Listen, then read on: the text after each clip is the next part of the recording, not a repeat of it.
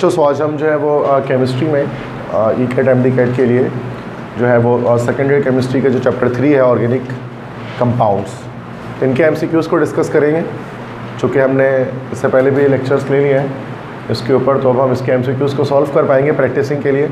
जैसे मैंने बताया था कि बीच बीच में सेशन एमसीक्यूज़ प्रैक्टिस का हमारे पास आता है, जिसमें हम कोई थ्योरी डिस्कस नहीं करते हैं, बस एमसीक्यू सॉल्व करते हैं।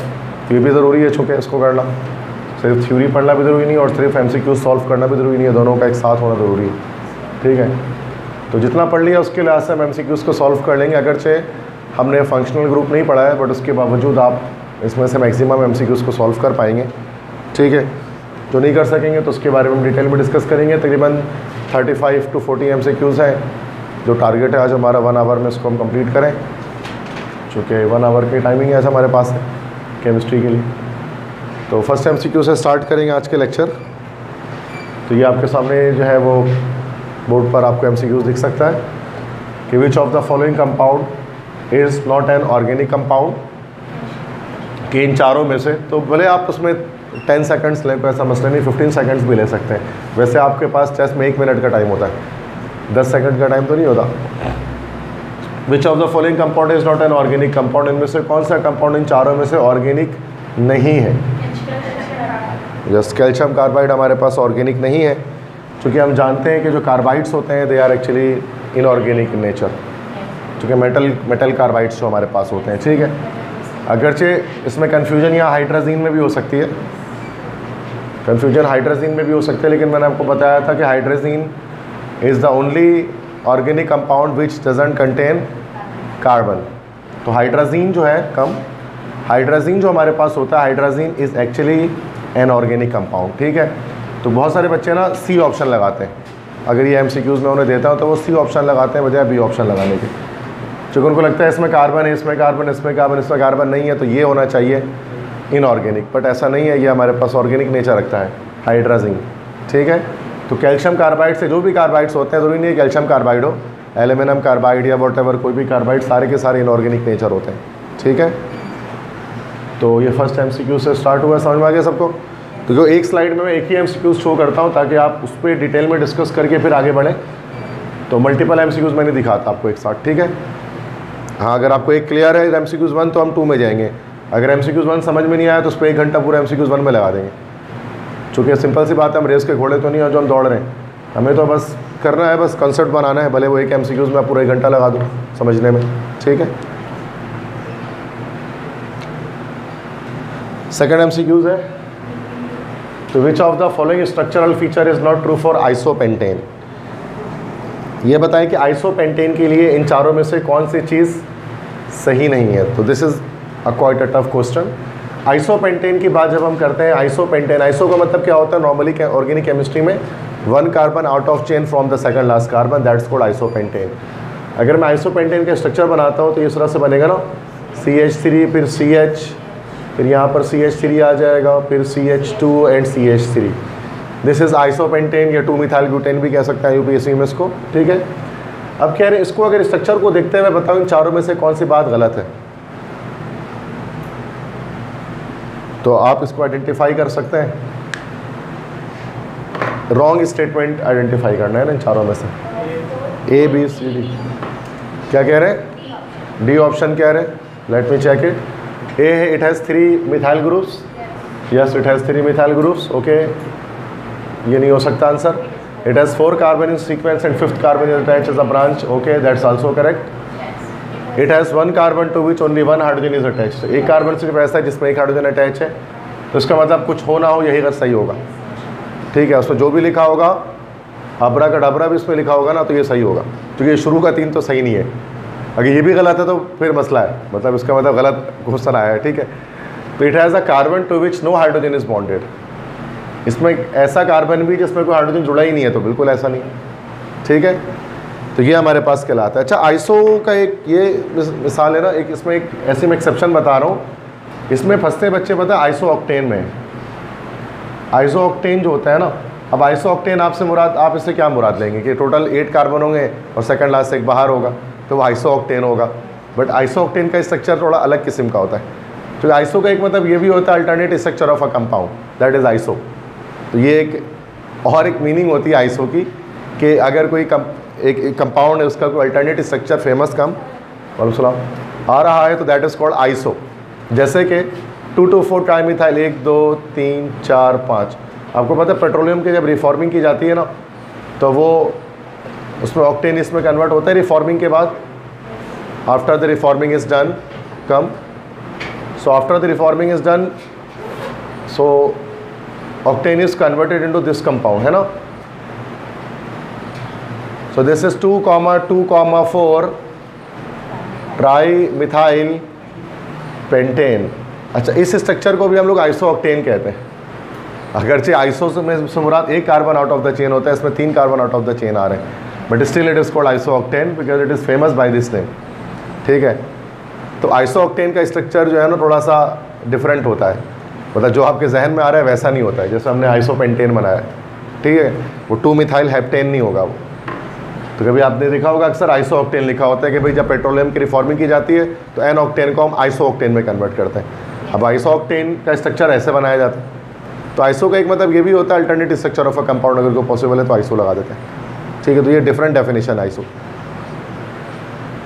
ठीक है, तो ऐसे ही है कि आ सकता है कि the IUPAC name of iso octane is dash, तो ये है। इसमें एक ऑप्शन ये भी हो सकता है 2 मिथाइल हेप्टेन, जिसमें ज़्यादातर बच्चे टिक करेंगे लेकिन वो गलत आंसर होगा। ठीक है, तो ये बल्कि ये जो सवाल था तो आसान था, देखो MCQs 2 आया। ठीक है, तो ये चैप्टर 3 के MCQs हम यहाँ पर सॉल्व कर रहे हैं, जितने लेक्चर्स हमने लिए हैं उसके अकॉर्डिंग। ठीक है, समझ में आ गई सबको बात, ये MCQs 2। ठीक है, ओके, MCQs 3 आ गई आपके सामने स्क्रीन पर। Cyclobutane has a chemical formula similar to the following. Cyclobutane का केमिकल फार्मूला किसकी तरह से होगा?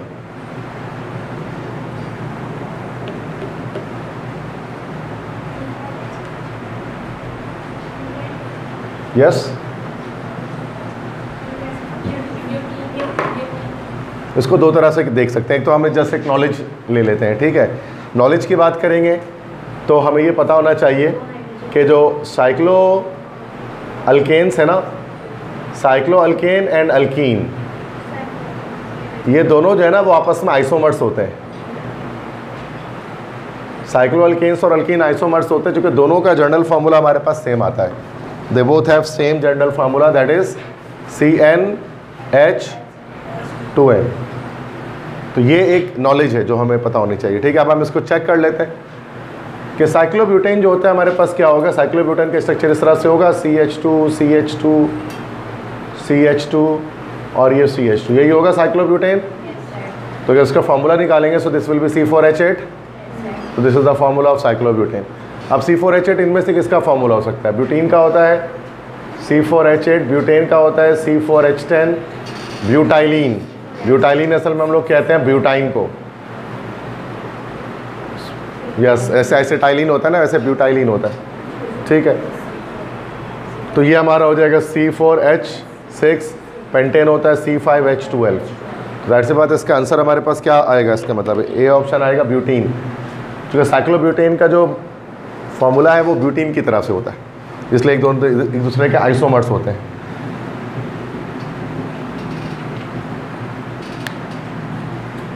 अच्छा, ब्यूटीन का स्ट्रक्चर अगर हम बनाते हैं, एक सवाल मैं आपसे पूछूंगा।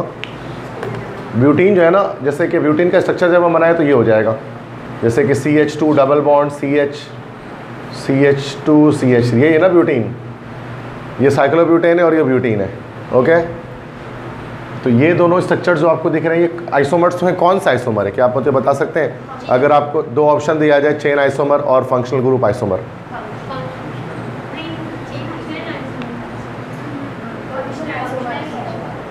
पोजीशन आइसोमर, पोजीशन आइसोमर तो हो ही नहीं सकता, पॉसिबल ही नहीं है।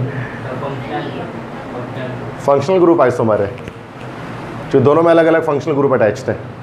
इसमें तो डबल बॉन्ड मिले, इसमें कौन सा फंक्शनल ग्रुप है? सिंगल बॉन्ड फंक्शनल ग्रुप नहीं होता। अल्केन्स वो कंपाउंड्स होते हैं which doesn't contain any functional group. Alkanes वाहिद ऑर्गेनिक कंपाउंड होता है जिसके अंदर फंक्शनल ग्रुप नहीं होता, बस कार्बन की चेन होती है।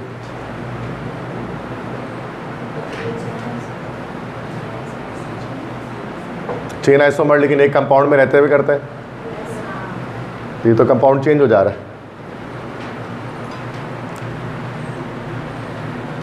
तो साइक्लोब्यूटेन और ये ब्यूटीन दोनों कौन सा आइसोमर है? अगर हम फंक्शनल ग्रुप की बात करेंगे, जैसे इसमें फंक्शनल ग्रुप है, इसमें नहीं है, तो इस तरह से फंक्शनल ग्रुप आइसोमर। लेकिन चेन आइसोमर भी बोल सकते हैं कि इसके चेन स्ट्रेट जा रही है, इसके चेन साइकिल में जा रही है ना। चलो इसको सोचिए, नेक्स्ट क्लास में बताइएगा इसका आंसर क्या होगा, ठीक है। तो नेक्स्ट क्लास के लिए मैंने छोड़ दिया, आप नेक्स्ट क्लास में बताना मुझे, एक हफ्ता है आपके पास को सर्च करने के लिए। तो MCQs 3 तो इजी था, समझ में आ गया सबको? थर्ड MCQ समझ में आ गया ना ये?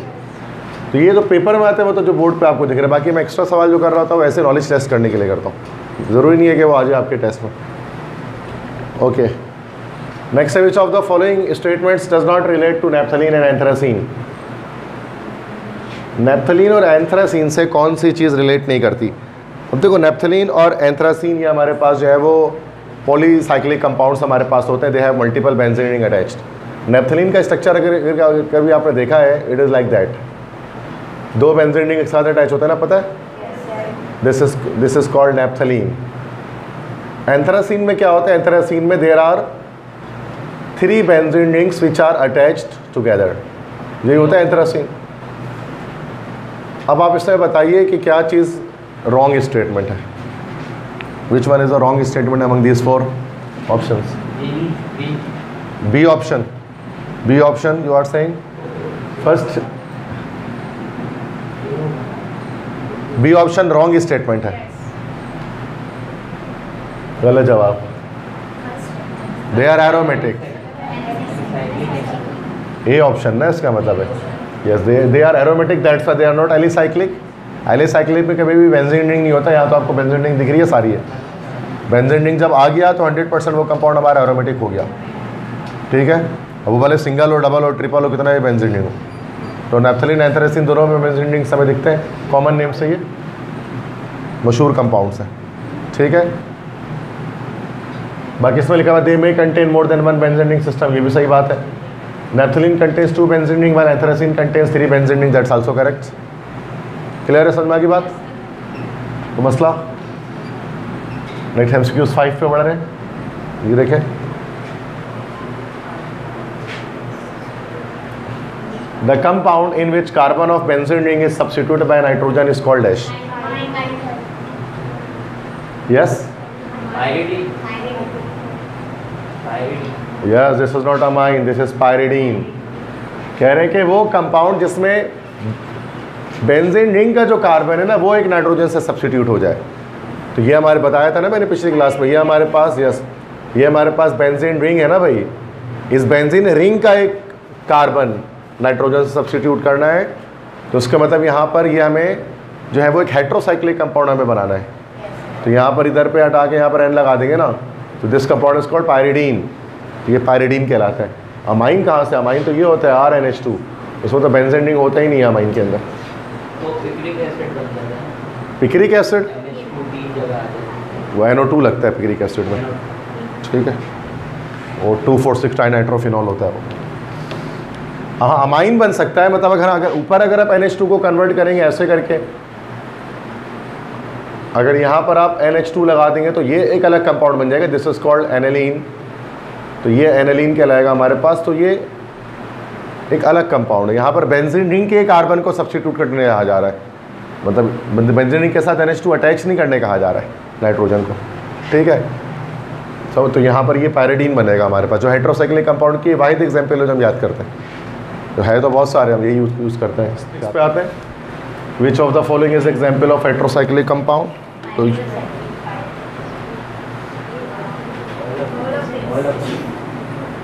Yes, all of these. चूँकि पायरिडीन तो हमारे पास होता ही है ऑर्गेनिक, वो हेट्रोसाइक्लिक फ्यूरान भी होता है। फ्यूरान में क्या होता है, 2 ऑक्सीजन हमारे पास जो है वो साइकिल में इस तरह से जुड़े हुए होते हैं, ठीक है। So this is called furan, ठीक है। इस तरह पायरोल भी नाइट्रोजन बेस्ड हमारे पास जो है वो एक कंपाउंड होता है, हेट्रोसाइक्लिक कंपाउंड होता है। तो पायरोल, फ्यूरान, पायरिडीन, ये तीनों हमारे पास जो है वो हेट्रोसाइक्लिक कंपाउंड्स हमारे पास होते हैं, ठीक है। तो इसमें ऑल ऑफ दीज आंसर है। क्योंकि पायरिडीन और फ्यूरान तो हम जानते ही हैं, तो दैट्स मतलब A भी है हुआ तो C पायरोल भी हुआ, और ये सारे फेमस हेट्रोसाइक्लिक कंपाउंड्स हैं, ठीक है, तो उसका डी होना चाहिए। तो बाकी भी देखें, अगर ऑल ऑफ दिस का ऑप्शन आ रहा होगा तो उसको लास्ट में देखना पड़ता है, क्या पता सारे ही हो, सिर्फ पायरिडीन तो नहीं है। तो ये अक्सर बच्चे इसमें भी कंफ्यूज हो जाते हैं, ऑल ऑफ दिस का ऑप्शन होता है या बोथ ए एंड बी वाला होता है, वो उसको नहीं लगा पाते। तो ये लास्ट में देखा करें, अगर बोथ ए एंड बी या ऑल ऑफ दिस का ऑप्शन है, और मैं 50% केसेस पर वही ऑप्शन करेक्ट होता है। ये भी एमसीक्यू ट्रिक होती है कि बोथ ए एंड बी आ जाए या फिर नॉन ऑफ दिस या ऑल ऑफ दिस आ जाए, तो अक्सर वो सही लग रहा होता है। ठीक है,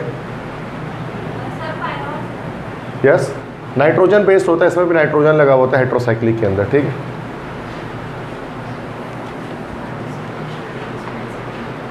नेक्स्ट कंपाउंड एमसीक्यूज नंबर 7 है, the carboxyl functional group is present in dash. Yes, acetic acid is the correct answer. कि जो कार्बोक्सिल फंक्शनल ग्रुप जो है ना, वो हमारे पास एसिटिक एसिड में होता है, like CH3COOH। So it contains carboxylic group. Picric acid जो है ना हमारे पास, ये फिनॉल का एक कंपाउंड होता है, इसमें हमारे पास यस बिल्कुल OH ग्रुप होता है, और तीन तरफ इसके अंदर NO2 ग्रुप की अटैचमेंट होती है ऑर्थो और पैरा पोजीशन पर। तो ये हमारे पास कहलाते हैं, this is called picric acid 2,4,6 trinitrophenol. इसी तरह से कार्बोलिक एसिड जो है ना, वो असल में कार्बोलिक एसिड किसे कहते हैं, ये असल में फिनॉल का ही कॉमन नेम है। फिनॉल का दूसरा नाम कार्बोलिक एसिड भी होता है, मतलब बेंजीन रिंग के साथ जब OH की अटैचमेंट होती है तो फिनॉल और carbolic acid they are same. तो उसका मतलब COOH ग्रुप जो हमारे पास है, कार्बोक्सिल ग्रुप, ये हमारे पास सिर्फ एसिटिक एसिड में है, जिसको IUPAC में इथेनोइक एसिड भी हम लोग कहते हैं। ठीक है, तो क्लियर है MCQ 7 सबको? MCQ 8 है, in which organic compound there is OH present as a functional group?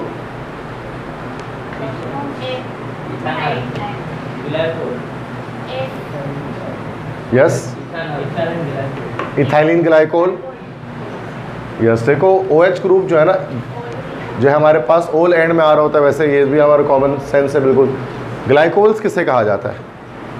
What is the glycol? Glycol जो है ना हमारे पास, दिस इज डाईहाइड्रिक अल्कोहल्स होती हैं। ठीक है, this is dihydric alcohol. Yes बिल्कुल, जिसमें 2 OH ग्रुप हमारे पास आते हैं, दिस इज कॉल्ड ग्लाइकोल। तो इथाइलिन ग्लाइकोल क्या होता है? This structure is actually ethylene glycol. इसको 1,2-ईथन डायोल भी कह सकते हैं हम कॉमन नेमिंग में। एंटी फ्रीज के तौर पर इसको इस्तेमाल करते हैं, तो it is use as antifreeze, anti freezing agent है ये हमारा ऑर्गेनिक केमिस्ट्री में। बाकी इथॉक्सी प्रोपेन तो हमारा जो है ना, दिस इज ईथर है ये ethoxy propane, this is CH3 मतलब या C3H7OCH3। तो ये हमारा इथॉक्सी प्रोपेन एक ईथर है, ऑक्सीजन के दोनों तरफ रेडिकल होंगे। प्रोपेनोन हमारा जो है वो this is ketone, the simplest ketone, जिसको एसीटोन भी कहा जाता है। ठीक है, इथेनॉल दिस इज एसिटाल्डिहाइड। ठीक है, जो सेकंड मेंबर होता है एल्डिहाइड फैमिली का। तो हमारे पास जो OH आ रहा है वो सिर्फ हमारे पास आप देख सकते हैं इथाइलिन ग्लाइकोल में ही आ रहा है। तो दैट्स वाई ए ऑप्शन सही बताया, करेक्ट है। बाकी ओल एंड में आता है तो वही अल्कोहल होता है, दैट्स इट। सही है, तो मसला इसमें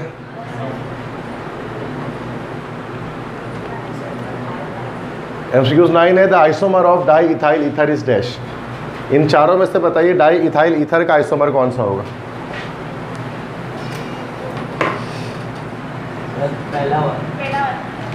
first one, tertiary butyl alcohol. First की बात कर रहे हो ना? ओके, देखते हैं। ये हो गया डाई इथाइल ईथर है C2H5OC2H5, दिस इज C4H10O। ये हो जाएगा कार्बन 3 और 4, हाइड्रोजन 3 9 और 10। फर्स्ट ही है, C4H10O हो रहा है ना, ये 4 कार्बन है, 10 हाइड्रोजन है और 1 ऑक्सीजन है। दैट्स वाई ये this is the correct answer. This is alcohol actually. तो ये हमारे इसकी को हम कहते हैं ना टर्शियरी ब्यूटाइल अल्कोहल, यही स्ट्रक्चर है ना। तो आप देख सकते हैं इसमें C4H10O है, 4 कार्बन है, 10 हाइड्रोजन है और 1 ऑक्सीजन है। सही है। तो आइसोमर निकालने का तरीका सिंपल, अगर आपसे पूछे बताओ कि नीचे वाले कंपाउंड में इसका आइसोमर कौन सा है, तो ऊपर वाले का फॉर्मूला निकाल लो और नीचे चेक कर ले कि इतना ही फॉर्मूला और किसका आ रहा है। बाकी अगर आप बाकी सबके निकालोगे ना तो ये C4H10O नहीं आ रहा होगा, it will not come like this ना, that's why they are not the correct answers. सही है। तो this is how you find out. वैसे भी अल्कोहल्स और ईथर्स हमेशा आइसोमर्स होते हैं, फंक्शनल ग्रुप आइसोमर जिसको हम कहते हैं। ठीक है, क्लियर है? MCQ 9 okay. 10th है the type of isomerism that arises in dimethyl ether and ethyl alcohol. Okay, अभी तो बोला मैंने ये बात आपको। This is functional group isomerism, C option. इस तरह से एल्डिहाइड्स और कीटोन्स में भी होती है functional group isomerism, carboxylic acid और एस्टर्स में भी होती है, तो हमने लास्ट क्लास में डिस्कस किया था। इजी। MCQ 11 है geometrical isomerism only arise in dash. इन चारों में से किसमें ज्योमेट्रिकल आइसोमेरिज्म होगी, ये थोड़ा सोचने की बात है। क्योंकि ज्योमेट्रिकल आइसो, हाँ बोले बताइए। सी में होगी ज्योमेट्रिकल आइसोमेरिज्म। ओके, और बाकी कोई स्टूडेंट और कोई आंसर देना चाहेंगे? देखो ज्योमेट्रिकल आइसोमर्स जो है ना वो अल्कीन्स के अंदर होती है due to restricted rotation of pi bond. तो ऐसे सब में हो सकती है, चारों में। अल्कीन की बात करेंगे तो सारे ही अल्कीन्स हैं, तो चारों तो और ना सही ऑप्शन होगा, एक ही ऑप्शन होगा ना। क्योंकि सिर्फ यही ज़रूरी नहीं होता कि डबल बॉन्ड हो, उस डबल बॉन्ड के साथ जो ग्रुप अटैच होते हैं ना डिफरेंट, वो डिफरेंट कार्बन पर सेम ग्रुप का अटैच होना ज़रूरी है। पता है ये बात सबको, डिफरेंट कार्बन पर सेम ग्रुप अटैच होने चाहिए। अब अगर 2 मिथाइल प्रोपीन अगर हम बनाते हैं तो ये हमारे पास हो जाएगा CH 2 double bond CH CH3। अब देखो 2 मिथाइल प्रोपीन तो हो ही नहीं सकता, यहाँ पर हाइड्रोजन है, यहाँ CH3 है, ये तो हो ही नहीं सकता, कट गया ये, जिसमें सिस ट्रांस आइसोमेरिज्म नहीं हो सकती। सेकंड आता है 2 ब्यूटीन। पहले मैं C दिखा देता हूँ, C जिसने कहा ना, तो 2 ब्यूटीन है ना, दिस इज CH, मतलब 2 मिथाइल 2 ब्यूटीन है, CH3 CH CH3 okay, 2 methyl है ना और 2 ब्यूटीन है। ओके, डबल बॉन्ड यहाँ पे हाइड्रोजनिक नहीं आएगा, CH उसके बाद CH3, यही है 2 मिथाइल और 2 ब्यूटीन। इसमें भी देख लो कि यहाँ पर CH3 यहाँ है, तो ये तो हो ही नहीं सकता, C ऑप्शन भी गलत हो गया। D ऑप्शन है 1 प्रोपीन। 1 प्रोपीन बनाते हैं, this is CH 2 double bond CH उसके बाद CH3, सही है। This is 1 propene. यहाँ पर देखो, इधर पर देखा जाए तो इधर पर एक हाइड्रोजन यहाँ पर अटैच है, ठीक है, और यहाँ पर हमारे पास जो है वो 2 हाइड्रोजन अटैच है। यस, ओके, यहाँ पे एक हाइड्रोजन अटैच है और यहाँ पर 2 हाइड्रोजन अटैच है। यहाँ पर भी सेम, मतलब अलग अलग स्ट्रक्चर्स। अब देखो 2 butene, this is the correct answer. Why this is correct, अब मैं इसको दिखाता हूँ। यस बिल्कुल, देखो 2 ब्यूटीन में क्या है कि CH3 carbon double H double bond carbon hydrogen उसके बाद CH3। अब देखो ये दोनों कार्बन में सेम चीज़ अटैच हुई है। अगर मैं इसको ऐसे H कर लूँ और मैं इसको ऐसे H कर लूँ, अब यहाँ पर ये आइसोमेरिज्म दिखेगा आपको, दिस इज सिस 2 ब्यूटीन, और ये H को उठा के अगर ऊपर कर लो, दिस इज ट्रांस 2 ब्यूटीन, सही है। तो ये ज़रूरी होता है कि दो जो डबली बॉन्डेड कार्बन है उनमें सेम ग्रुप्स अटैच होंगे, वो सेम एक जैसा होगा बिल्कुल। इसमें बाकी सब में देख लें एक जैसे नहीं है, तो थोड़ा सा सोचना पड़ता है, उसको स्ट्रक्चर बनाएंगे तो अंदाज़ा होगा, याद करने की चीज़ नहीं है। वैसे तो हम कहते हैं अल्कीन्स के अंदर होता है, लेकिन अल्कीन्स भी मल्टीपल आ जाए तो हम उसमें जज कर सकते हैं कि किसमें ज्योमेट्रिकल आइसोमेरिज्म होगा और किसमें नहीं होगा, ठीक है। तो डिफरेंट ग्रुप, डिफरेंट कार्बन पर सेम ग्रुप का अटैच होना ज़रूरी है, ठीक है। ये एक कंडीशन है ज्योमेट्रिकल आइसोमेरिज्म की, तो पढ़ा हुआ है हमने, क्लियर है मसला इसमें। MCQ 11 okay. MCQ 12 पे आते हैं। The isomerism that arises due to the shift of proton is shown by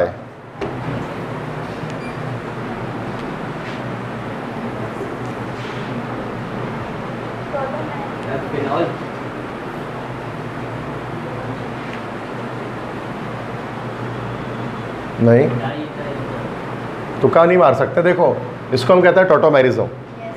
tautomerism में मैंने आपको एसिटाल्डिहाइड और उसकी रिएक्शन है ना, वो विनाइल अल्कोहल की एग्जांपल दी थी। यही चीज़ हम अमीनो एसिड के अंदर भी देख सकते हैं।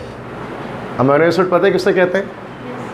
अमीनो एसिड ऐसा कंपाउंड होता है जिसके अंदर एक कार्बोक्सिलिक ग्रुप भी मौजूद हो और साथ में एक अमीनो ग्रुप भी मौजूद हो, लाइक NH2 हाइड्रोजन, फिर यहाँ पर एक तरफ रेडिकल ले लें कोई भी। सो इस कंपाउंड को हम लोग कहते हैं this is called amino acid. इसी का जो पॉलीमर होता है दैट इज कॉल्ड प्रोटीन। इसी का जब कंडेंसेशन पॉलीमर बनाओगे तो प्रोटीन कहलाता है। ये बायोलॉजी में बहुत पढ़ते हैं उसको, ठीक है। तो अब इसमें अगर हम इस चीज़ को देखें ना, तो यहाँ पर भी शिफ्टिंग ऑफ हाइड्रोजन होती है। होता है क्या, अब देखो ये हमारे पास ये एसिड है ना भाई, ये एसिडिक ग्रुप है, और अमाइन आपको पता है this is basic in nature. ये बेसिक नेचर का होता है। रीज़न क्या है कि ये अपना H+ दे सकता है, और उसके पास लोन पेयर ऑफ इलेक्ट्रॉन है जो डोनेट कर सकता है। लोन पेयर डोनर्स बेस होते हैं, H+ डोनर एसिड होता है। पता है ये बात आप सबको। तो एक ही कंपाउंड में रहते हुए क्या होगा कि ये जो हाइड्रोजन है ना वो शिफ्ट हो जाएगा यहाँ पर। ये क्या करेगा, अमाइनो एसिड अपना COOH एक हाइड्रोजन NH2 को शिफ्ट कर देगा, तो यहाँ क्या होगा, COO माइनस हो जाएगा, और यहाँ पर हो जाएगा हमारे पास NH3 पॉजिटिव। तो यहाँ पर शिफ्टिंग ऑफ प्रोटॉन हुई, तो ये एक टॉटोमेरिक स्ट्रक्चर हमारे पास बने, एक ही मॉलिक्यूल के अंदर शिफ्टिंग ऑफ हाइड्रोजन हो गई। अच्छा, इसको एक स्पेशल नाम भी दिया जाता है। ये जो चीज़ बनी ना, ये जो आइन बनता है, इस आइन को एक स्पेशल नाम देते हैं, जो रिपीटर है वो जानते हैं इस चीज़ को। यस, दिस इज कॉल्ड ज़्विटर आइन, है ना, यही होता है ना ज़्विटर आइन, dipolar but overall electrically neutral, ठीक है, दैट इज ज़्विटर आइन। पुरानी बुक में था सेकेंड ईयर केमिस्ट्री के, ये न्यू बुक में तो शायद ज़्विटर आइन का कॉन्सेप्ट नहीं है, चैप्टर 10 में। ये चैप्टर 10 बहुत आसान कर दिया गया न्यू बुक के अंदर, बायोकेमिस्ट्री। यही ओल्ड बुक में बहुत मुश्किल थी बायोकेमिस्ट्री, वो केमिस्ट्री ऑफ लाइफ जिसको कहते थे उसको, ठीक है। तो उसमें ज़्विटर आइन का कॉन्सेप्ट था। इसमें तो अमाइनो एसिड का टॉपिक ही निकाल दिया गया, डायरेक्ट प्रोटीन डाल दिया गया इसके अंदर, ठीक है। क्लियर है, बात समझ में आ गई? कोई मसला तो नहीं है? तो याद रखना कि अमाइनो एसिड के अंदर भी टॉटोमेरिज्म होती है, ज़्विटर आइन उससे बनता है हमारे पास। सब बच्चों को क्लियर है क्या बताना चाह रहा हूँ? क्लियर है? कोई भी MCQ को अनक्लियर हो तो उसको उसमें लाजमी रुक के ना सवाल करना है कि ये चीज़ कैसे हुई। MCQ 13 है, positional isomerism is not exhibited by. इन चारों में से कौन पोजिशन आइसोमेरिज्म कभी भी नहीं करेगा? सोच के बताइएगा, जल्दी में गलत नहीं बताइएगा। कौन पोजिशन आइसोमेरिज्म नहीं बनाएगा? पोजिशन आइसोमेरिज्म किससे कहते हैं? फंक्शनल ग्रुप के मूव होने से जो होता है। अब आप बताइए कौन सा फंक्शनल ग्रुप मूव नहीं हो सकता इन चारों में से?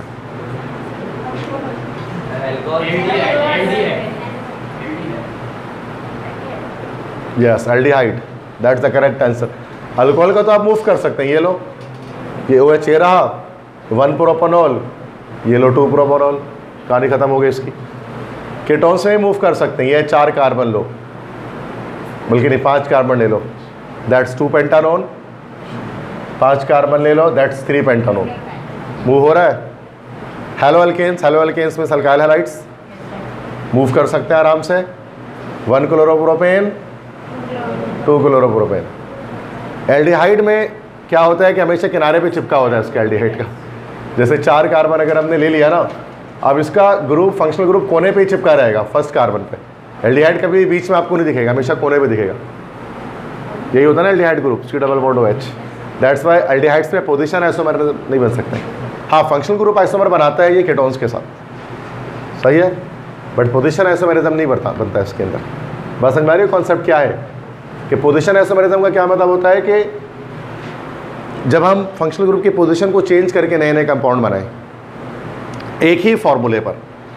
अब यहाँ अल्कोहल में कर सकते हैं काम, ये कीटोन में कर सकते हैं, अल्काइल हैलाइड्स, हेलो अल्केन्स हम लोग अल्काइल हैलाइड्स को ही कहते हैं, ठीक है, जैसे क्लोरोप्रोपेन, क्लोरोपेंटेन, इस तरह से। तो ये तीनों जो है ना A, C और D, इन तमाम के फंक्शनल ग्रुप को मूव कर सकते हैं।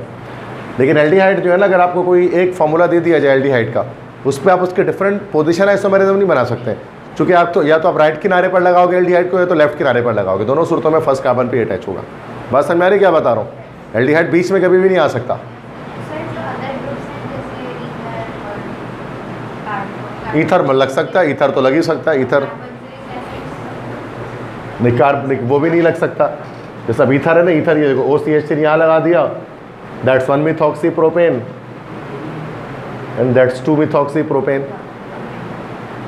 ठीक है ना भाई। ईथर में तो हो रहा है, कार्बोक्सिलिक एसिड में हमारे पास नहीं होता, वो भी किनारे पे ही रहता है, जैसे तो राइट हैंड हो तो लेफ्ट हैंड के किनारे पे रहता है, सही है।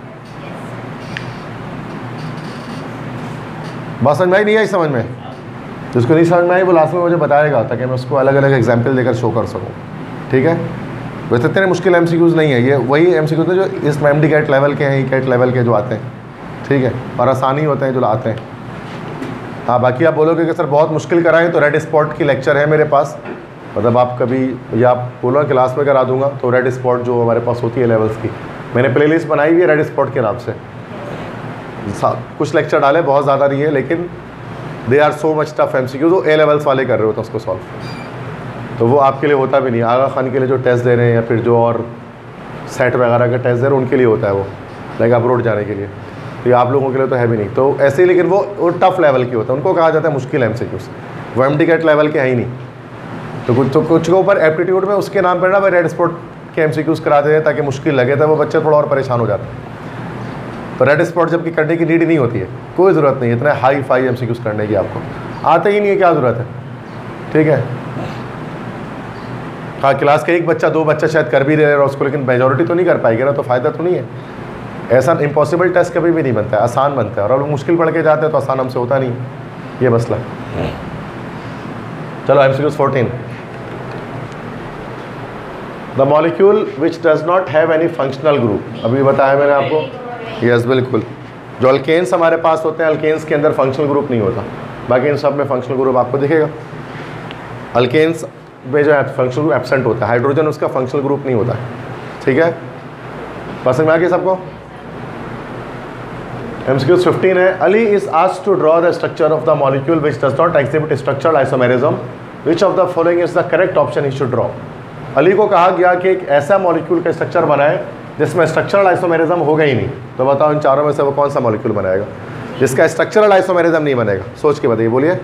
यू आर सेइंग डी कह रहे हो आप, C4H10 गलत जवाब।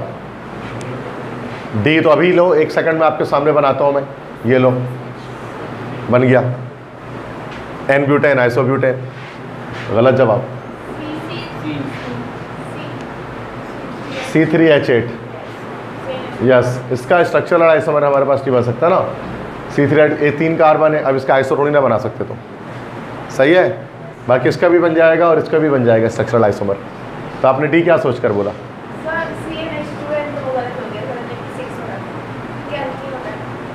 ये सारे अल्केन्स हैं। सिर्फ कौन सिर्फ अल्कीन है? सी अल्कीन है। What happened? इतनी जल्दी रोज़ा लग गया आपको सुबह से?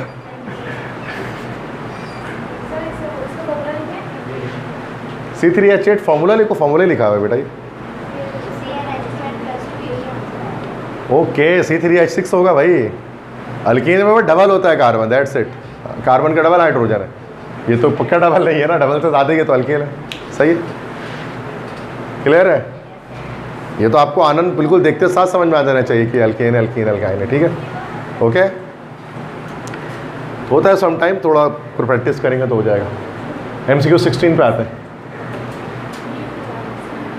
The organic compound having this group, अब ये ग्रुप हमारे पास कौन सा है? C double bond OH, carbonyl group इसको कहा जाता है ना।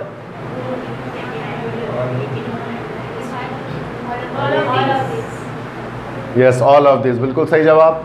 इन सब में आपको कार्बोनाइल ग्रुप मिलेगा। एल्डिहाइड है ये, इसमें कार्बोनाइल मिलेगा, कीटोन में भी मिलेगा, और एस्टर पता है RCOO, सॉरी यहाँ पर RCOOR, तो तीनों में COO ग्रुप मिलता है हमें, कार्बोनाइल ग्रुप। क्लियर है? लेकिन जब कार्बोनाइल कंपाउंड्स बोला जाता है ना बेटा, जब हम कार्बोनाइल कंपाउंड्स बोलते हैं तो उसमें भी यही आ जाता है एल्डिहाइड, मतलब उसमें 3 कंपाउंड्स आते हैं कार्बोनाइल कंपाउंड्स के अंदर। एक एल्डिहाइड आता है, एक कीटोन आता है, और एक कार्बोक्सिलिक एसिड आता है।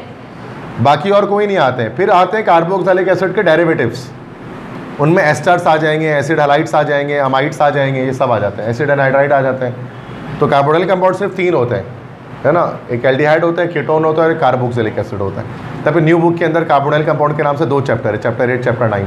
चैप्टर 8 है carbonyl compound number 1 aldehyde and ketone, और चैप्टर 9 का नाम है carbonyl compound number 2 carboxylic acid and it's derivatives. यही है ना चैप्टर का नाम न्यू बुक के अंदर। ठीक है, तो न्यू बुक जो आपकी बनी है वो तो पूरी एप्टीट्यूड लेवल के लिहाज से बनी हुई है, A to Z, short points, छोटी छोटी बातें, कोई लंबी कहानियाँ नहीं, सिंपल। और बस, और जो PMDC सिलेबस है उसके अकॉर्डिंग पूरी बनी हुई है किताब वो, मतलब बहुत बेहतरीन कंट्रीब्यूशन है इसके अंदर केमिस्ट्री में अगर जो किया गया। नेक्स्ट देखें MCQ 17। अब देखें ये आ गया कार्बोक्सिलिक एसिड का derivative. Which of the following is acetamide? In 4 structure में से एसिटामाइड कौन सा है? नहीं बता सकते तो मैं बता देता हूँ आपको डिटेल। बी कह रहे हो आप? चलिए देखते हैं। देखो अमाइड के एक तो अमाइन हमारे पास होता है, अमाइन और अमाइड में भी बड़ी कन्फ्यूजन होती है हमारे कराची के बच्चों को।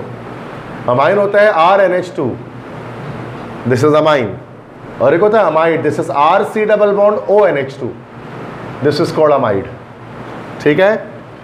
अब अमाइड में बहुत सारे स्ट्रक्चर हमारे पास बन सकते हैं। R में आप अगर आप CH3 लगा दो तो ये 2 कार्बन वाला अमाइड हमारे पास है, this is called as acetamide. ठीक है। अब ये स्ट्रक्चर अब इन चारों में से कौन सा दिख रहा है? शायद यही दिख रहा है, CH3 डबल बॉन्ड ONH2, सही बताया बी ऑप्शन। बाकी सब में ये स्ट्रक्चर नहीं दिख रहा आपको। ठीक है। तो एसिटामाइड ये हमारे पास कहलाएगा, this is the simplest member of amide. तो अमाइड्स किसे कहते हैं? जब ये एक डेरिवेटिव होता है कार्बोक्सिलिक एसिड का, OH को हटाकर NH2 लगा देते हैं इसमें, तो ये अमाइड बन जाता है। अमाइन एक अलग चीज़ होती है, N और D का फर्क है, बट कंपाउंड चेंज है। क्लियर है भाई? तो मसला तो नहीं है। ठीक है। तो बी ऑप्शन थोड़ा आड़ा तिरछा स्ट्रक्चर आ गया, बट है यही। जहाँ उन्होंने कार्बन को मतलब शो कर दिया है कि कार्बन sp2 हाइब्रिडाइज्ड है और ट्राइगोनल प्लेनर स्ट्रक्चर बना हुआ है कार्बन का। देखा ना 3 बॉन्ड बने हुए तो प्लेनर है, तो वो सारा ट्राइगोनल शेप दिया हुआ है सबको, तो शेप वाइज बनाया थोड़ा आड़ा तिरछा हो जाता है। जैसे एल्डिहाइड को शेप वाइज जब बनाते हैं ना, तो फॉर्म एल्डिहाइड ऐसे करके यूँ करके ऐसे करके बना देते हैं, यूँ करके, तो वो ताकि बताने के लिए कि 120 डिग्री का बॉन्ड इंग्लिश के अंदर है। तो कभी कभार ऐसे बना हुआ होता है ना, शेप के लिहाज से, बॉन्ड एंगल के लिहाज से बना हुआ होता है।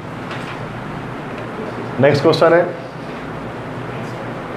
The optical isomer which rotate the plane of polarised light in clockwise direction is, this is dextro rotatory, C option. तो ये हमने पढ़ा था ऑप्टिकल आइसोमेरिज्म के अंदर, डेक्सो रोटेशन, लेवो रोटेशन। तो clockwise dextro rotatory, anti clockwise levo rotatory है। ठीक है। ओके, MCQ 18 क्लियर है। 19 आते हैं। Which of the following cycloalkane exhibit geometrical isomerism? तो मैंने आपको बताया था कि साइक्लोअल्केन भी ज्योमेट्रिकल आइसोमेरिज्म करते हैं, लेकिन सारे तो नहीं करेंगे यकीनन। सेम वही फंडा है कि डिफरेंट कार्बन पर सेम ग्रुप अटैच करो। अब देखो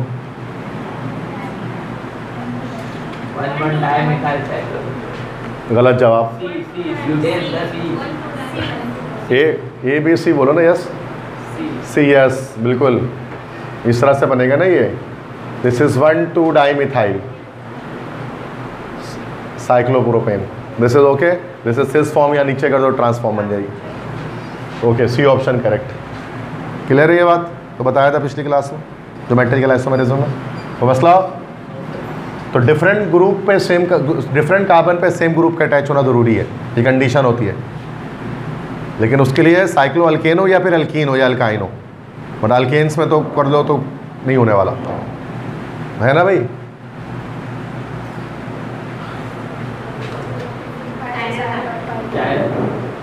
यस, दिस इज गलत जवाब, मैंने बोला भी। अब देखो कायरल कार्बन तो एसिमेट्रिक कार्बन होता है जिसके चारों तरफ डिफरेंट ग्रुप्स होते हैं। तो कायरलिटी उसी वक्त आती है जब असिमेट्री आती है। असिमेट्रिकल मतलब कि चारों तरफ अलग अलग चीज़ें अटैच हो, तो ये भी दोनों सही है। असिमेट्रिक कार्बन भी कहते हैं, कायरल कार्बन भी कहते हैं। तो यही पहला ऑप्शन देख के टिक नहीं करना होता है, बाकी भी तो देखो भाई, डी ऑप्शन देख लिया करो क्या है। ठीक है, ये गलती करते हैं अक्सर बच्चे इसके। सही है, तो डी ऑप्शन है both A and B. Clear है, समझ में आ गई बात। 21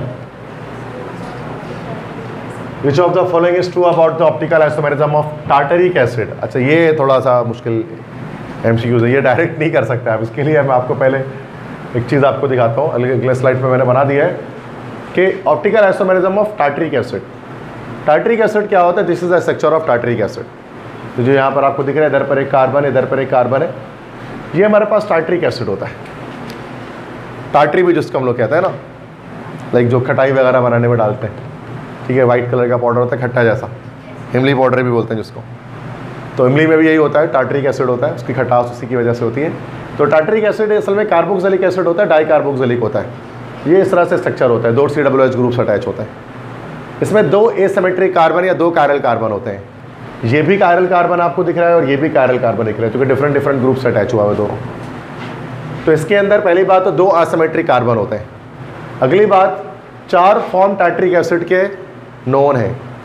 there are 4 forms of tartaric acid which are known. ठीक है।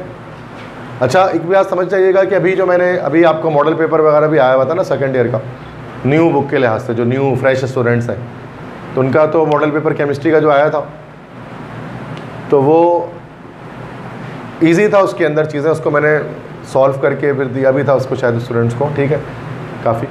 तो वो सॉल्यूशन तो मैंने उसी दिन उसका अपलोड कर दिया था, न्यू मॉडल पेपर का पूरा MCQs वगैरह सारी चीज़ों का। और सुबह आया था तो शाम रात तक मैंने अपलोड कर दिया था। इसी तरह से फिर टारगेट पेपर भी मैंने बना दिया, फाइनल स्कीम ऑफ पेपर भी आ गया था हमारे पास कि किस चैप्टर से कौन से सवाल आएंगे, तो मैंने कल परसों अपलोड कर दिया है वो। तो जो फ्रेश स्टूडेंट्स हैं वो लाजमी देखें उसको कि किस तरह से तैयारी करनी है अपनी, कौन से टॉपिक्स मस्ट करने हैं, कौन से छोड़ने हैं। सेकेंड ईयर को निकालना बच्चों का खेल है, कोई बड़ी बात नहीं है। मतलब सेकेंड ईयर केमिस्ट्री निकालना कोई बड़ी बात नहीं है, बहुत आसान पैटर्न है, स्कीम है। मसला आता है एप्टीट्यूड के अंदर, क्योंकि वहाँ को हमारे पास कोई ऐसी स्कीम नहीं होती, कोई मॉडल पेपर नहीं होता, कुछ भी नहीं अब तक आया, सिलेबस भी नहीं आया PMDC का। बच्चे परेशान है कि सिलेबस कब आएगा। लोग कह रहे हैं 2023 वाले चला लो, कुछ कह रहे हैं कि नहीं आएगा, कुछ अलग अलग बातें। तो कुछ पता ही नहीं है ना, अनसर्टेनिटी है। बस नॉलेज पर या कॉन्सेप्ट पर डिपेंड करो आप, वो यही कहते हैं, बस पढ़ लो जितना पढ़ सकते हो, जितना कॉन्सेप्ट बना लो। तो कहने का मकसद है कि ये चीज़ें परेशान करती हैं। फिर क्या होता है, मल्टीपल चीज़ें करनी होती हैं।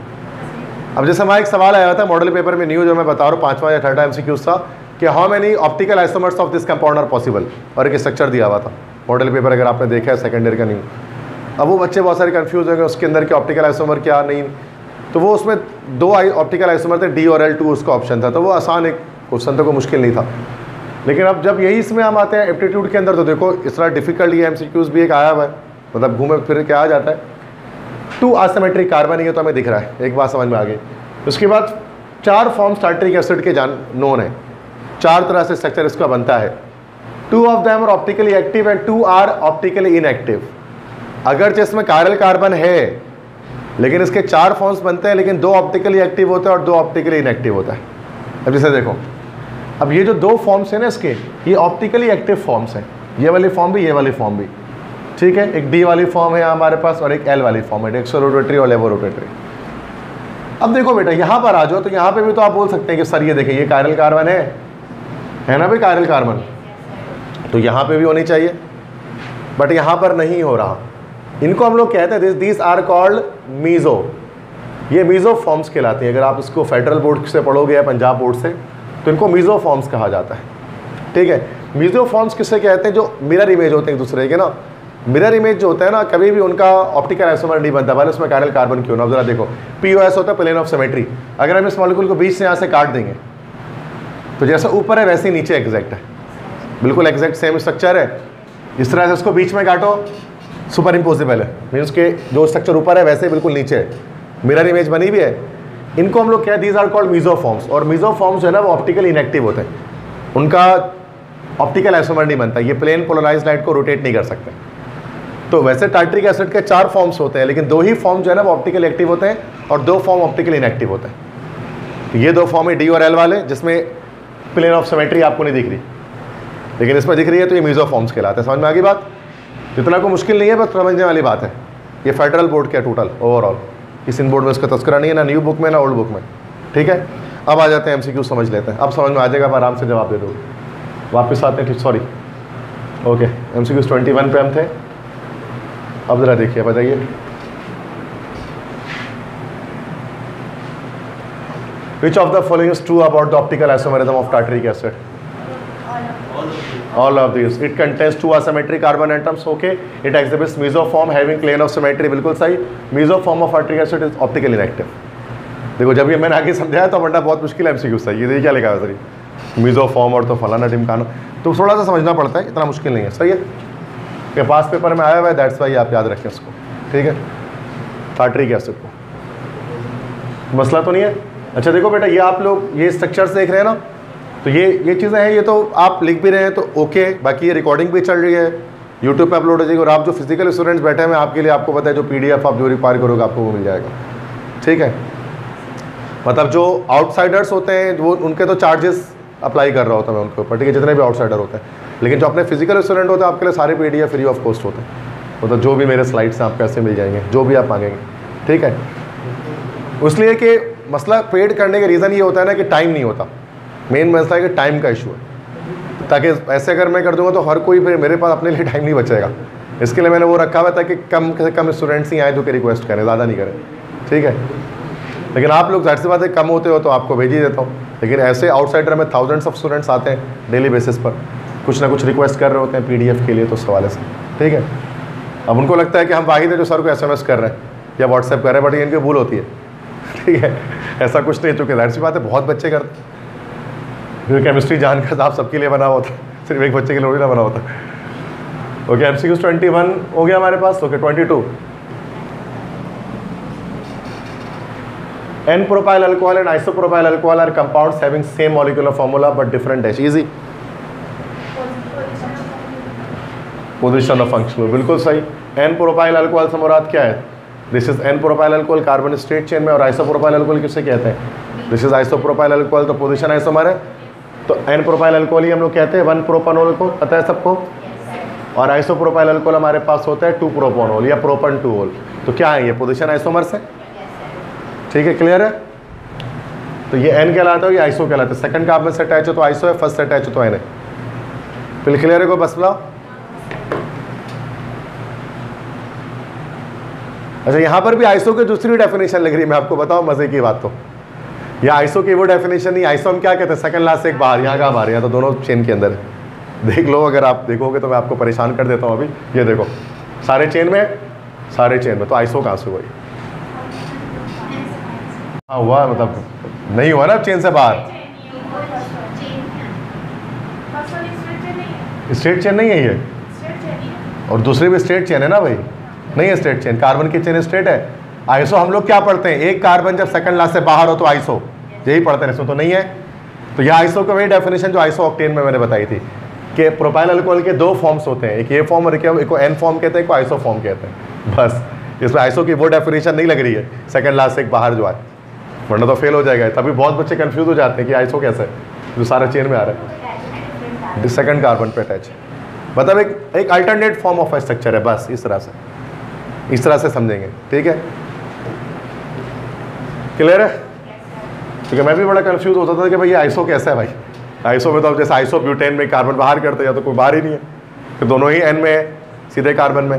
क्लियर है बात समझ में आगे? 23 Which of the following are known as stereoisomers? Easy. Yes, geometrical isomers are stereo. Geometrical optical दो ही होते हैं stereoisomer, इसी को हम लोग cis trans isomer कहते हैं, ठीक है। Next 24 thiol. यस, थायोल जब लिखा हुआ आता है तो दिस इज SH, तो क्या है इसमें से? Methane thiol. Yes, A option हो जाएगा, this is methane thiol. Thiol एक तो ओल होता है, ओल किससे कहते हैं बेटा? OH ग्रुप जब आ जाए, और अगर थायोल लिखा हुआ है तो वो SH, क्योंकि थायो का मतलब होता है, थायो का मतलब होता है सल्फर बेस्ड कंपाउंड, जिस कंपाउंड में सल्फर उसको थायो लिखते हैं, तो मरकैप्टन भी कहते हैं ना इसको, मरकैप्टेंस। तो ये दिस इज मीथेन थायोल, क्या है? CH3SH, this is methane, this is thiol, ठीक है। तो याद रखना थायोल SH होता है, फंक्शनल ग्रुप है। मैंने फंक्शनल ग्रुप पढ़ाया नहीं आपको, उसके बिना कर रहा हूँ, तो मैं देख रहा हूँ फिर भी कर ले रहे हो आप लोग, ये बहुत अच्छी बात है कि मैंने फंक्शनल ग्रुप का एक पूरा लेक्चर छोड़ा हुआ है अभी फिलहाल, ठीक है, और शायद मैं कराऊंगा भी नहीं अगर आप सारा कर ले तो। मतलब वो एक बोरिंग लेक्चर होता है, वो लंबा पूरा फंक्शनल ग्रुप बताते जाओ एक एक करके, देखते हैं, पढ़ा दूंगा, मसला नहीं। नंबर 25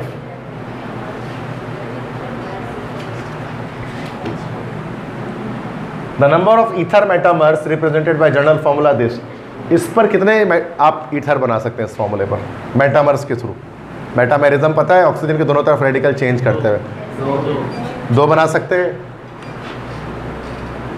हाँ दो ही बना सकते हैं। एक तो यस, एक तो ये हमारे पास बनेगा और एक डाईइथाइल ईथर बनेगा, है ना, C2H5O C2H5। और तो नहीं बन सकता, दो ही मेटामर पॉसिबल होंगे, this one and this one. बच्चे कहते हैं सर वो C3H इधर लगा देते हैं तो बात तो वही पड़ जाएगा, वो फर्स्ट वाली हो जाएगा, ऐसे ही है ना। तो जस्ट दो पॉसिबल है, एक हमारा ये वाला और एक ये वाला। मेटामर्स इसी को कहते हैं, समझ में आया सबको? मेटामेरिज्म पढ़ा है जिसने उसको पता है क्या बात हो रही है, ठीक। 26 the number of structural isomer given by pentane is easy. Pentane के कितने isomer, structural isomer, chain isomer possible होंगे? 1, 3 होंगे ना। पेंटेन कितना फेमस है, एन पेंटेन, आइसोपेंटेन, नियोपेंटेन। बनाऊं क्या मैं यहाँ पर इसको? ठीक है, 3 चेन आइसोमर होते हैं इसके। स्ट्रक्चरल आइसोमर इसी को कहते हैं, चेन आइसोमर। बात समझ में आ रही है सबको? मसला तो नहीं है कोई? मसला है तो रोक दो, ठीक है। बहुत आसान एमसीक्यूज है ये अभी। 27 2 isomers of a compound must have same dash.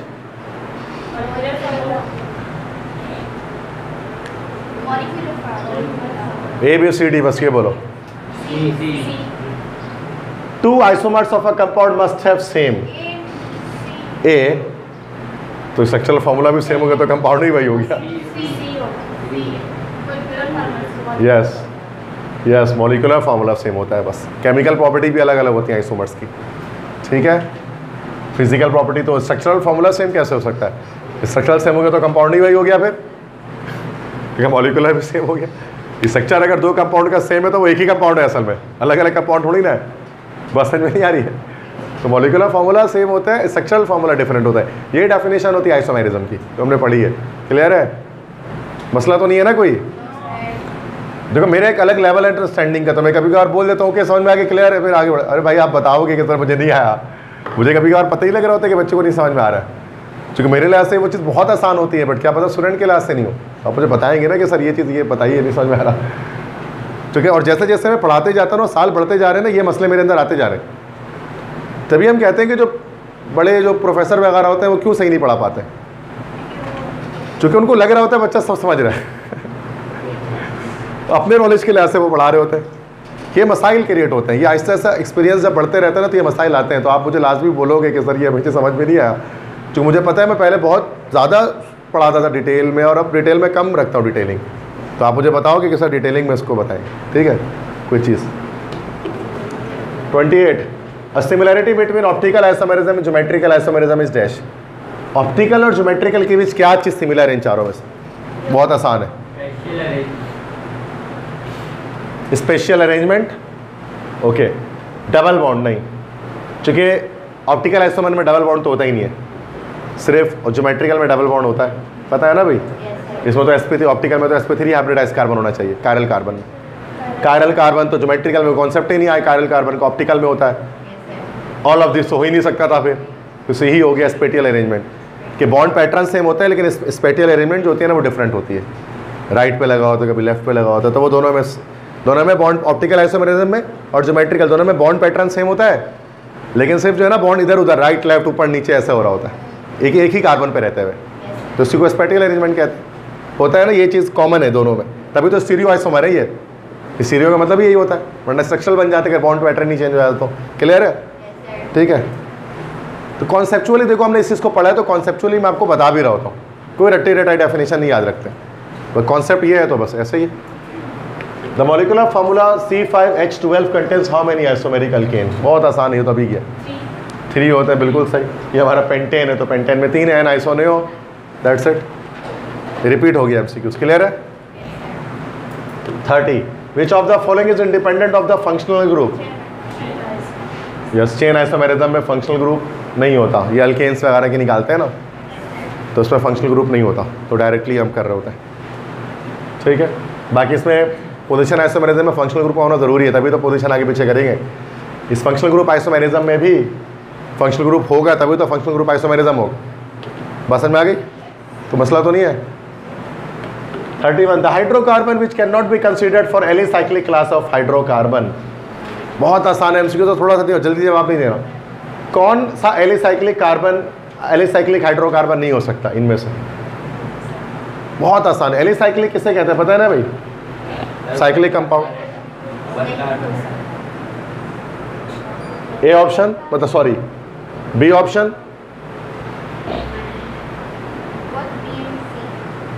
Yes wrong answer आपने दिया, ठीक है। एक कार्बन का साइकिल बना सकते हैं आप क्या? 2 कार्बन का साइकिल बना सकते हैं आप? कम से कम 3 कार्बन का बना सकते हैं, cyclopropane. That's why both B and C. मतलब क्या कह रहे हैं, कौन सा एलिसाइक्लिक हाइड्रोकार्बन के लिए पॉसिबल नहीं है? तो एक कार्बन का या दो कार्बन का होना पॉसिबल नहीं है, कम से कम साइक्लोमीथेन। कुछ सवाल है, बोले। एलिसाइक्लिक और हेटेरोसाइक्लिक में difference। बहुत डिफरेंस है। एलिसाइक्लिक होमोसाइक्लिक के अंदर आता है, हेटेरोसाइक्लिक अलग है। हेटेरोसाइक्लिक का क्या मतलब होता है? हेटेरोसाइक्लिक मतलब रिंग के अंदर कार्बन के अलावा कोई दूसरा एलिमेंट होगा, कोई भी हो सकता है, लेकिन एलिसाइक्लिक में सारे कार्बन ही होंगे। एलिसाइक्लिक का अगर डिफरेंस हम करेंगे तो एरोमेटिक से करेंगे। हम होमोसाइक्लिक और हेटेरोसाइक्लिक के बीच मुकाबला कर रहे होते हैं, इस तरह एलिसाइक्लिक का मुकाबला एरोमेटिक से होता है, उसमें बेंजीन रिंग होता है और उसमें नहीं होता है। यही फ़र्क है ना बेटा, तो कंपैरिजन हम गलत कर रहे हैं असल में इसके अंदर। हेटेरोसाइक्लिक तो दुनिया ही अलग है पूरी उसकी, और ये तो होमोसाइक्लिक के अंदर आते हैं, ये एलिसाइक्लिक एरोमेटिक। ये पढ़ाया था ना मैंने क्लासिफिकेशन में, लेक्चर डाला है, अगर आप कोई क्लास एब्सेंट करते भी हैं ना आप देख सकते हैं, क्योंकि लेक्चर रिकॉर्ड सारा बल्दिया कैंपस में ही हो रहा है। ठीक है, 32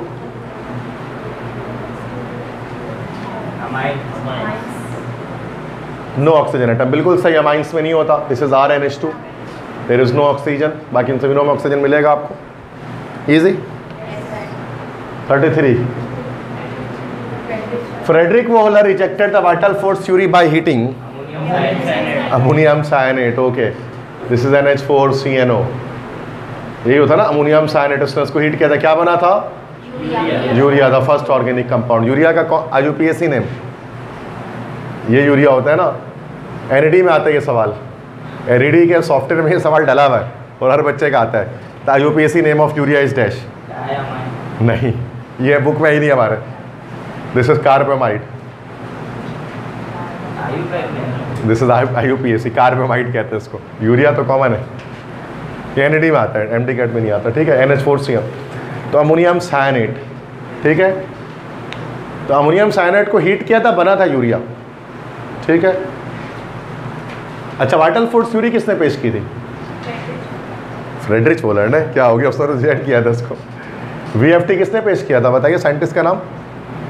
वाइटल फोर्स थ्योरी क्या कहती है? It is impossible to make an organic compound in the laboratory.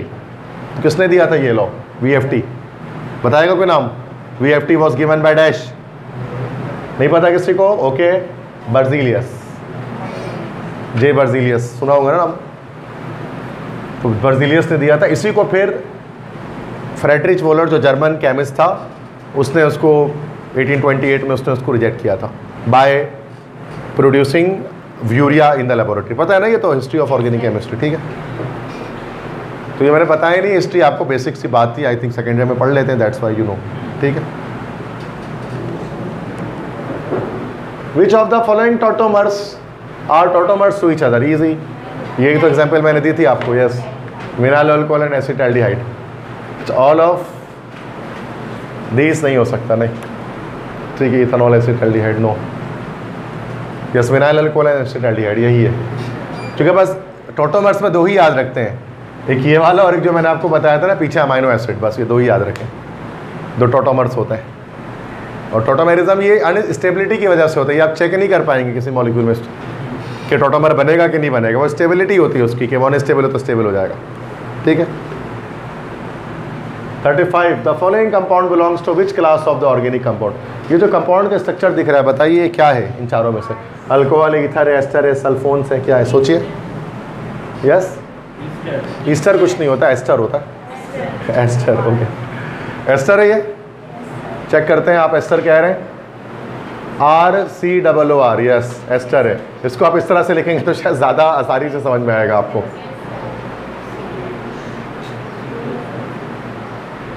Yes, this is ethyl इथानोएट या इथाइल एसीटेट।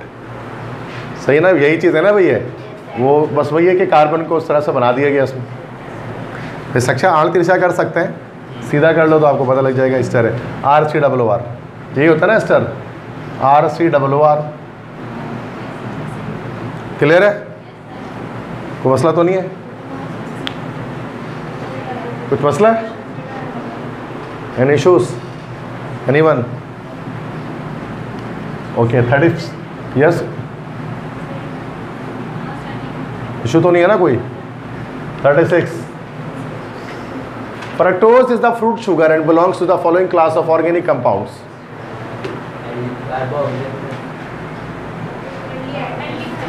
गलत जवाब। देखो बेटा, कार्बोहाइड्रेट्स जो है ना C6H12O6, इसके दो आइसोमर होता है, बताया था। एक कहलाता है ग्लूकोज और एक कहलाता है फ्रक्टोज, और दोनों एक दूसरे के कौन सा आइसोमर है? फंक्शनल ग्रुप आइसोमर्स है। ग्लूकोज में एल्डिहाइडिक ग्रुप मौजूद होता है, दैट्स वाई इसी को हम लोग एल्डोज कहते हैं ना, एल्डोहेक्सोज, बायोलॉजी में पढ़ते होंगे इसको आप। और फ्रक्टोज में कौन सा ग्रुप होता है? कीटोनिक ग्रुप होता है, इसलिए उसको कीटोहेक्सोज भी कहते हैं उसको। तो फ्रक्टोज में आपके पास जो ग्रुप आता है ना वो C+CH3, मतलब कीटोनिक ग्रुप आता है।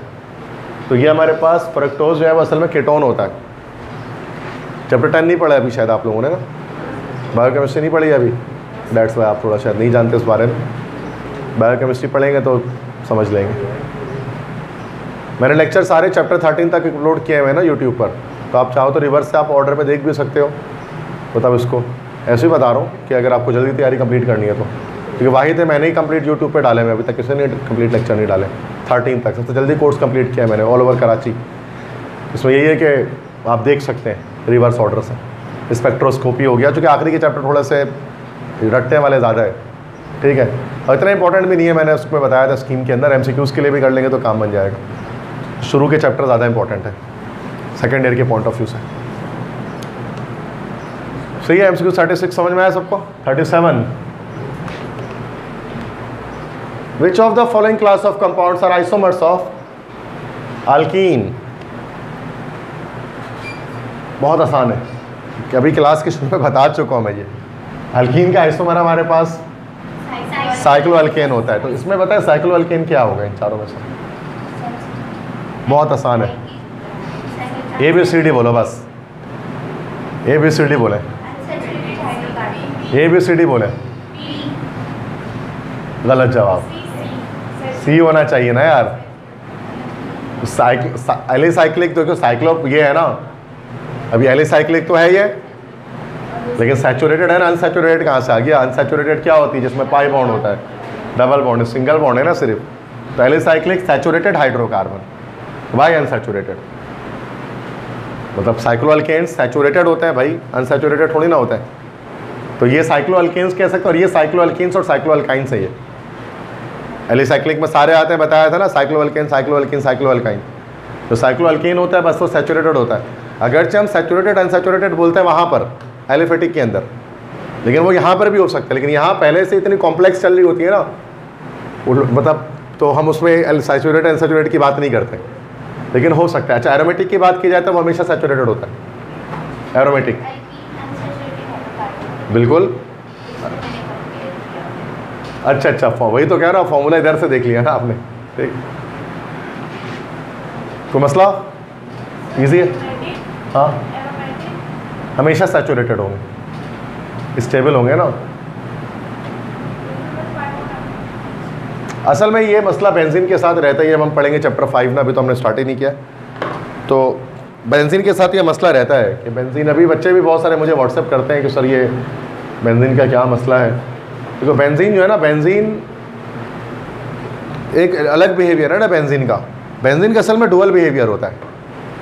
बेंजीन बैक वक्त सैचुरेटेड भी होता है और अनसैचुरेटेड भी होता है। इसलिए बेंजीन जब आप पढ़ोगे ना चैप्टर 5 तो आपने पढ़ ही लिया होगा। तो बेंजीन सब्स्टिट्यूशन रिएक्शन भी देता है और बेंजीन एडिशन रिएक्शन भी देता है।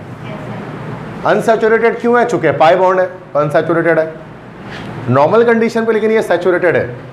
सैचुरेटेड किस वजह से आगे हम लोग पढ़ेंगे? रेजोनेंस की वजह से। रेजोनेंस होती है डिलोकलाइज पाई बॉन्डिंग, जिसमें बेंजीन का जो पाई बॉन्ड है ना वो रोटेट कर रहा होता है, जिसकी वजह से स्टेबिलिटी गेन होती है उसके अंदर। तो ये एक लंबी कहानी है, ये अलग बेंजीन के अंदर, ठीक है। तो बेंजीन का असल में डुअल बिहेवियर होता है, पढ़ा होगा आपने कि नहीं स्ट्रक्चर ऑफ बेंजीन? हाँ है, लेकिन ये सैचुरेटेड एरोमेटिक कंपाउंड सब सैचुरेटेड होता है। एरोमेटिक कंपाउंड को सैचुरेटेड ही लिया जाता है, अनसैचुरेटेड नहीं। सही है।